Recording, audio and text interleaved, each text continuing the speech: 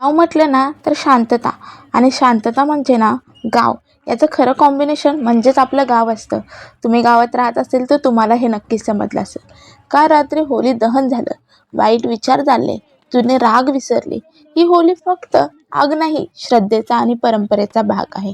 कारण आपण होली मातेला पूर्ण आपला राग, विचार, वाईट कृती जाळून टाकतो. हाय हॅलो, मी मोनिका. आज दाखवत आहे गावाकडची होली.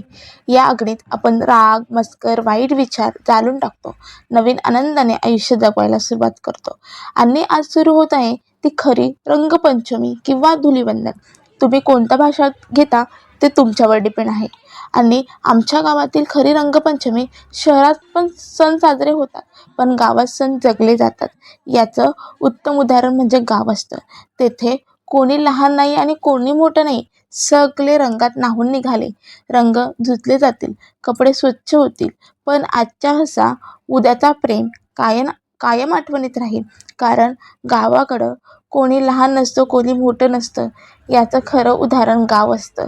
हे माझ्यापेक्षा खूप जे गावामध्ये प्रॉपर राहतात त्यांना याचं महत्त्व नक्कीच पटेल. लहानांपासून मोठ्यांपर्यंत सगळे आनंदात सेलिब्रेशन करतात. तुम्हाला आमची गावाची रंगपंचमी आवडली असेल तर व्हिडिओला लाईक करा, शेअर करा आणि चॅनलला सबस्क्राईब करा. पुन्हा भेटूया अशाच गावाच्या गोष्टीसोबत. तोपर्यंत हसत राहा, मस्त राहा आणि तुमची होळी सुंदर आणि रंगपंचमी धुरंदर सेलिब्रेशन करा.